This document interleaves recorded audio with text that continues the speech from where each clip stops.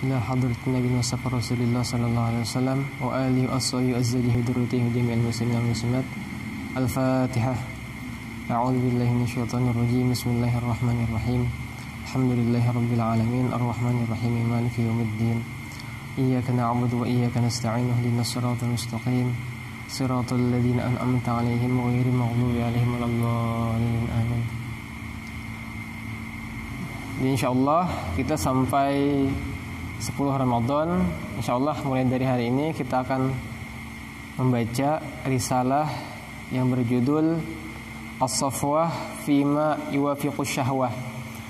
Jadi risalah ini kumpulan hadis-hadis yang mana Anda kumpulkan itu berdasarkan daripada arahan Syekhuna Syekh Muhammad Nuruddin Marbu hafizahullah. Jadi beliau sering kadang-kadang memotivasi untuk mengumpulkan hadis-hadis yang berhubungan dengan hal-hal yang sesuai dengan keinginan kita atau syahwat kita. Jadi kebiasaannya kan kalau ibadah atau kebaikan itu biasanya bertentangan dengan hawa nafsu. Tapi ternyata ada sebagian ibadah atau beberapa hal yang ternyata sesuai dengan keinginan dan hawa nafsu kita.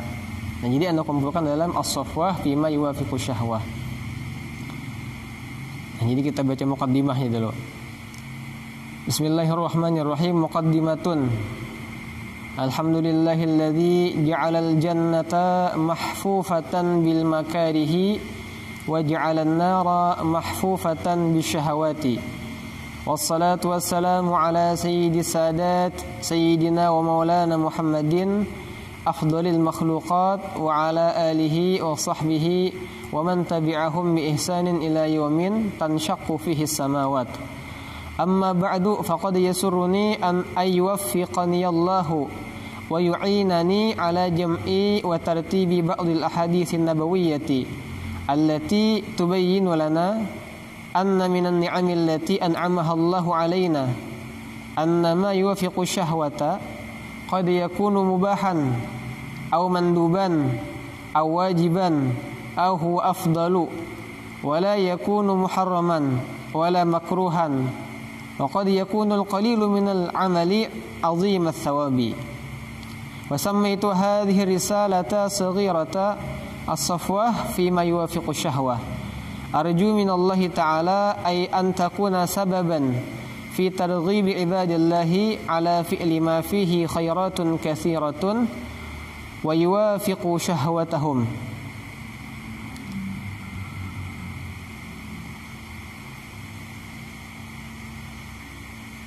Wa syukri ni'amillahi ta'ala alaihim. Faya khasarata nafsin la ta'ti bi khairin yuwafiqu syahwataha. Fa kaifa yurja minha an ta'ti bi khairin yukhalifu syahwataha. Wa la aqulu anna niyati fi ta'lifiha khalisatun liwajhillahil karim. Wa la yumazijuha syai'un minad dunya wa ghairiha min su'in niyyah. Wa rubbama mazajaha syai'un minan niyyati sayyi'ati.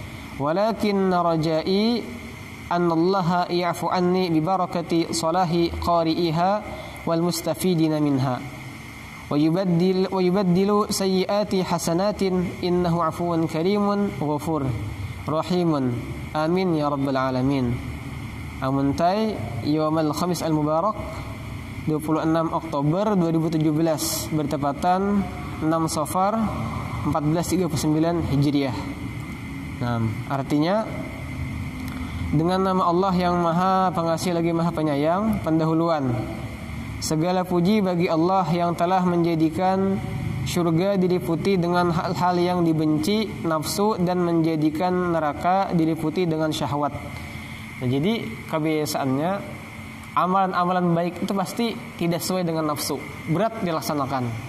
Dalam sebuah hadis kan, wa huffatil jannatu bil makarih. Jadi yang namanya surga itu diliputi dengan sesuatu yang tidak mengenakan dengan nafsu kita.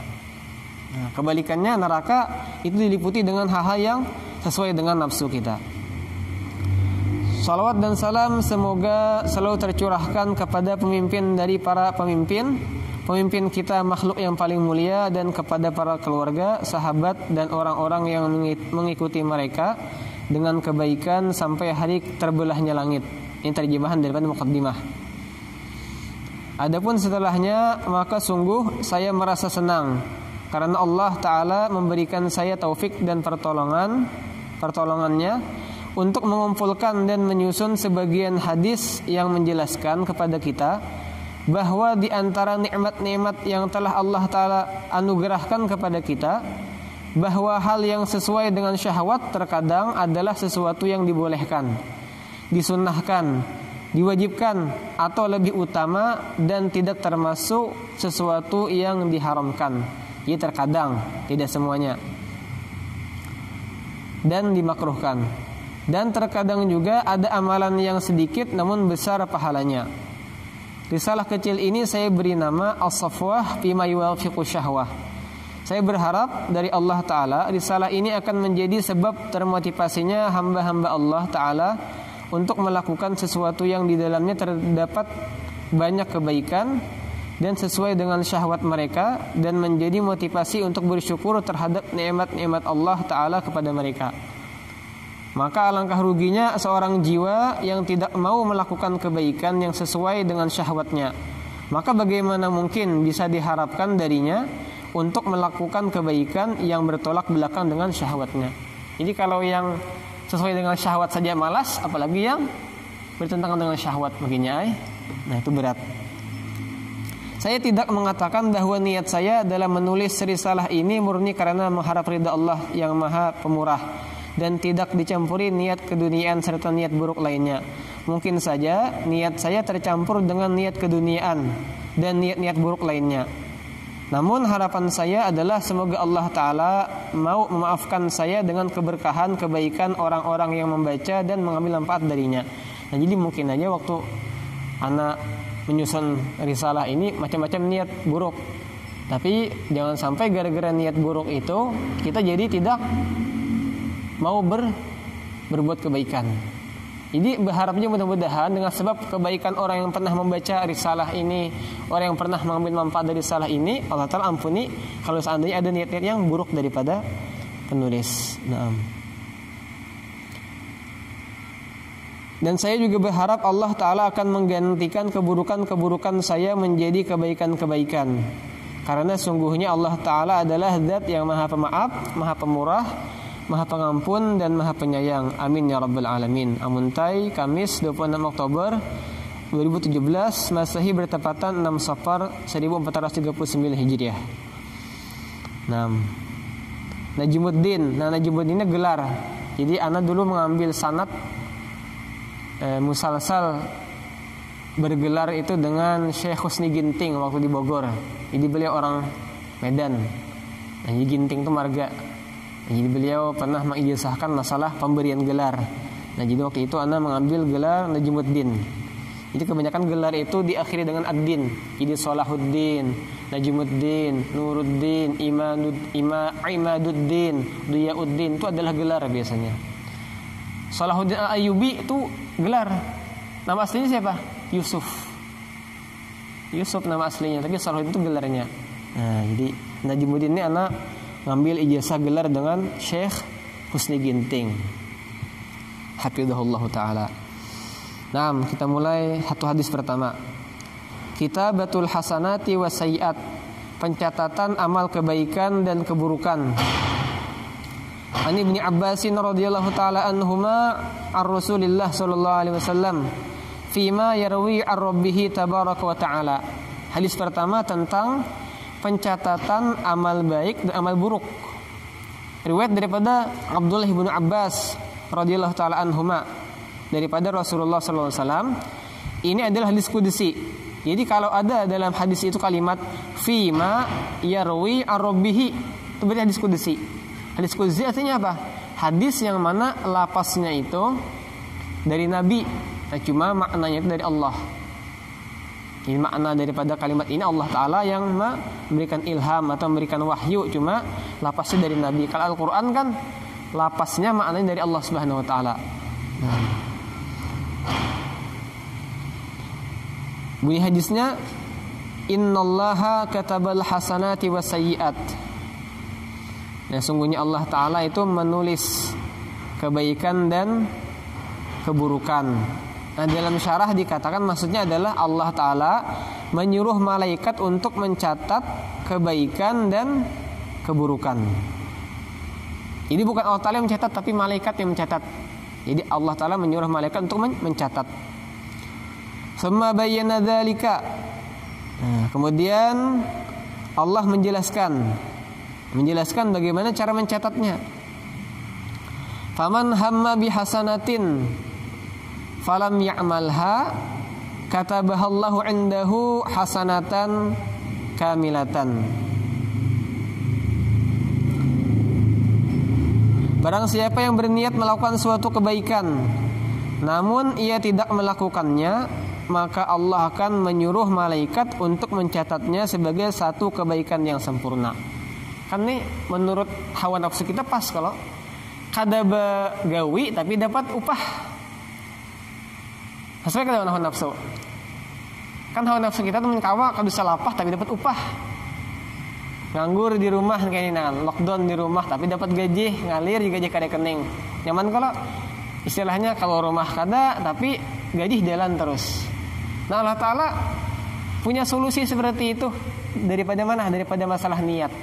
Kalau seorang itu berniat sudah, walaupun kada saat begawi, amalannya belum dilaksanakan, tetap dapat pahala. Asal bujur dah, memang berniat ingin mengerjakan, ternyata belum sempat mengerjakan sudah pahala dah. Sesuai dengan nafsu kita, dengan keinginan kita gitu, walaupun kada begawi tetap dapat pahala. Wa in hamma biha fa'amilaha katabahallahu azza wa jalla indahu 10 hasanatin ila 700 dhifin ila adhafin katsiratin.